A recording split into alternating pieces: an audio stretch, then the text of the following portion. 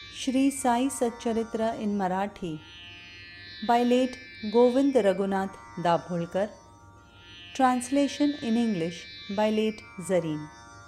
अध्याय 5 ओवी 1. अथ श्री साई सच्चरित अध्याय 5. Chapter 5 the reappearance of Shri Sai. Shri गणेशाय नमः. श्री सरस्वत्यै नमः. श्री गुरुभ्यो नमः. श्री कुलदेवतायै नमः. श्री सीतारामचंद्राभ्यां नमः. श्री सद्गुरु साईनाथाय नमः. I bow down to Shri Ganesh. I bow down to Shri Saraswati. I bow down to the Guru. I bow down to the family deity. I bow down to Shri Sita Ramachandra. I bow down to Shri Sadguru Sainath.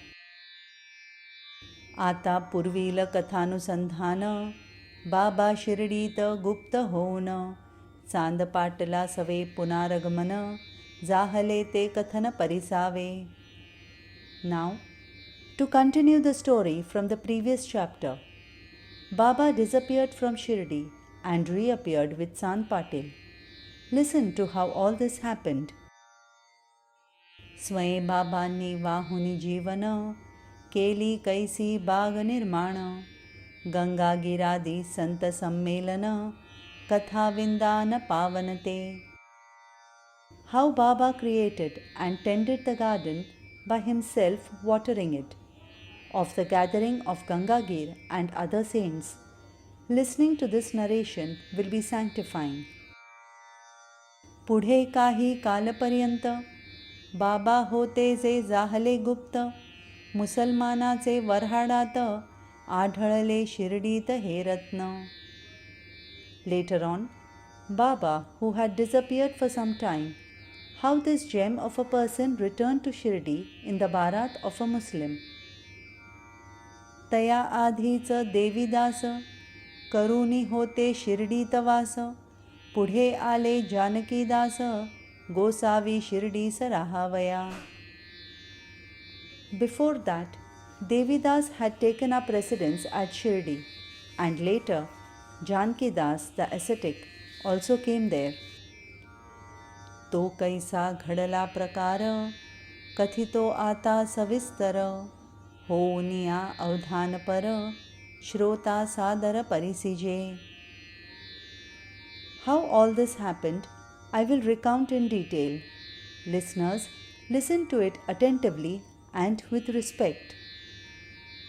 Aurangabad जिल्ह्यातील धूप खेडेगावामधील मुसलमान भाग्यशील चांद Patil नावजया. In a small village called Dhoop, in the district of Aurangabad, there was a fortunate Muslim whose name was Chand Patil. सफर करिता औरंगाबादेची घोडी एक हरवली त्याची 2 महिने दादन तिची आता कशाची आढळते. While he was travelling to Aurangabad, he lost one of his mares, and there was no trace of her for 2 months. He lost all hope. Patil पूर्ण निराश झाले, घोडी लागी बहु हळहळले, खोगीर पाठीवरी मारिले, माघारा फिरले मार्गाने. Patil became completely despondent and was greatly distressed by the loss of the mare. Carrying the saddle on his back, he began his return journey.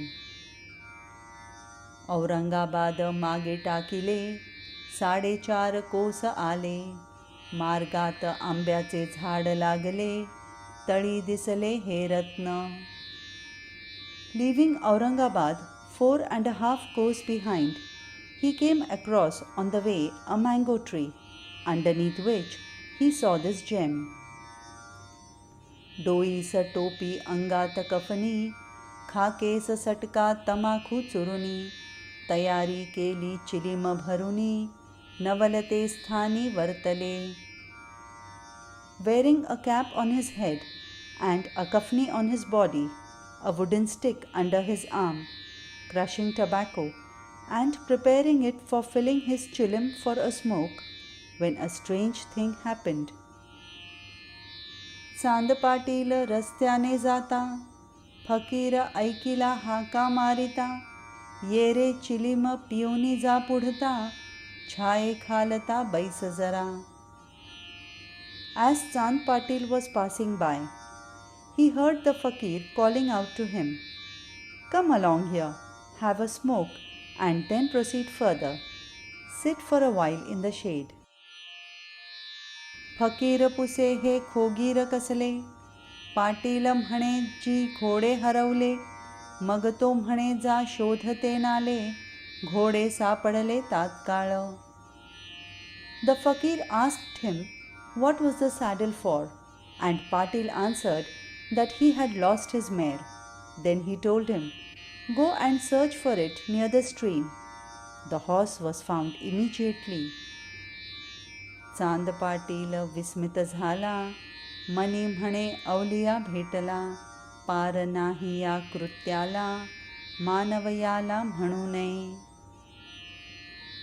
Chand Patil was wonderstruck and thought to himself that he had met an awliya. There is no limit to his powers. He cannot be called an ordinary being.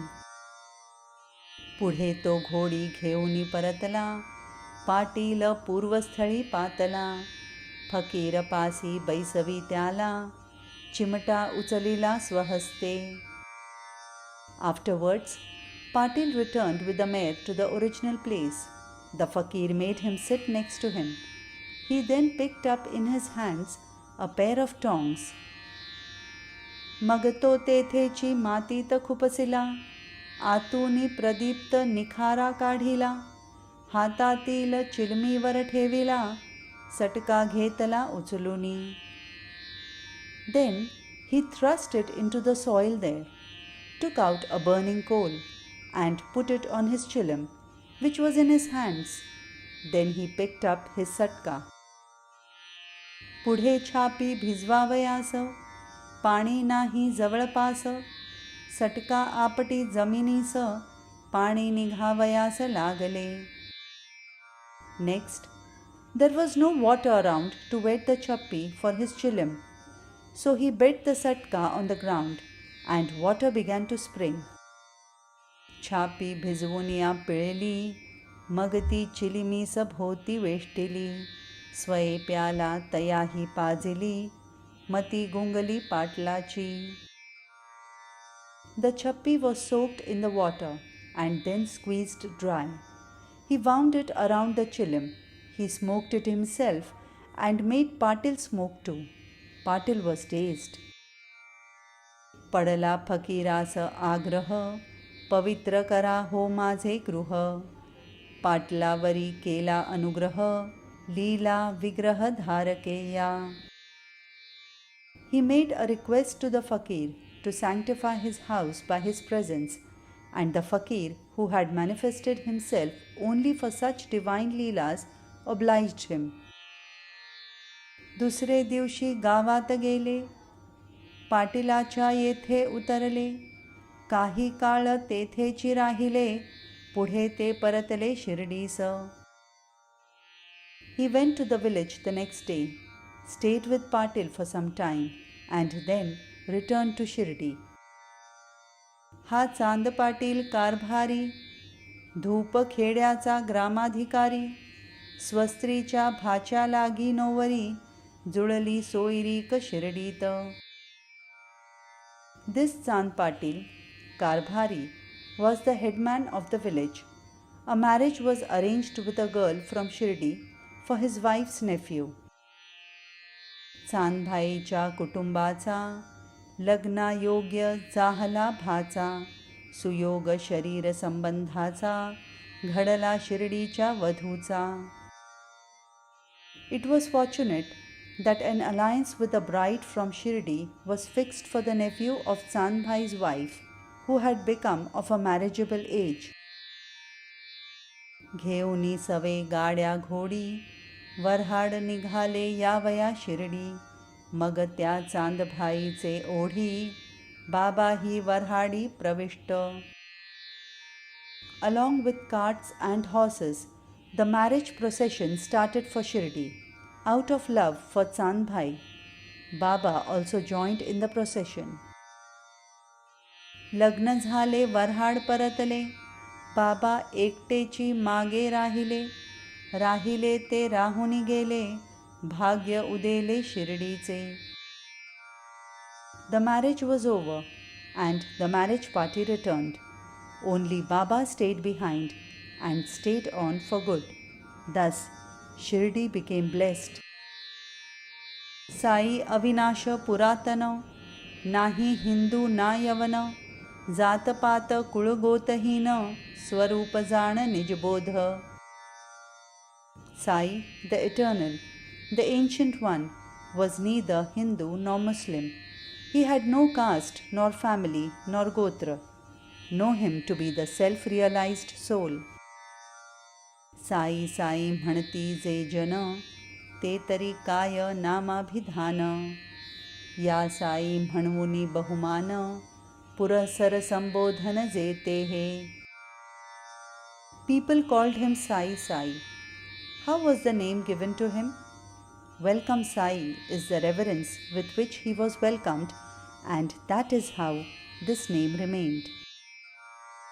खंडोबाचे देवळापाशी, म्हाळसापतीची या खळियासी, आरंभी बाबा वऱ्हाडानिशी, उतरल्या दिवशी हे पडले. Near Khandoba's temple in Malsapati's threshing ground, when Baba alighted with the marriage party on that day, he was given this name. आरंभी ते भगताचे खळे, पुढे ते अमीनभाईचे झाले, वऱ्हाड लग्नाचे जे आले, येथेची उतरले वडातळी. Originally, the threshing ground belonged to Malsapati. Later on, it belonged to Amin Bhai. When the marriage procession came, it was here that it halted under the banyan tree. गाड्या सर्व सुटल्या खळ्यात, खंडोबाचे पटांगणात, बाबाही तेथे वऱ्हाडा समेत, सर्वांसमवेत उतरले. The bullocks were unyoked at the threshing ground in the extensive open space in front of Khandoba's temple. Baba, along with the marriage guests, alighted there. हे बाल फकीर गाडीतुनी उतरले, प्रथम भगताचे दृष्टीस जे पडले, या साई म्हणूनी सामोरे गेले, नाम ते पडले तेथुनी. When the youthful fakir got down from the cart and was first seen by Bhagat Malsapati, he went forward to him saying, "Welcome Sai." Since then, he has been called by that name. पुढे मग तेव्हापासून साई साई ऐसे म्हणून, मारू लागले हा कही जन, नामाभिधान ते झाले. Later on, from that time, everybody called him Sai Sai, and that became his proper name. मग ते तेथे चिलीम प्याले, मशिदीत वास्तव्य केले, देवीदास सहवासी रमले, आनंदले शिर्डीत. He smoked his chilim there, resided in the masjid, enjoyed the company of Devidas, and felt happy in Shirdi. कधी बैठक चावडीत, कधी देवीदासाचे संगतीत, कधी मारुतीचे देवालयात, स्वच्छंदरत राहावे. Sometimes he would sit in the Chavdi, sometimes in Devidasa's company, sometimes in the Maruti temple, absorbed completely in the self.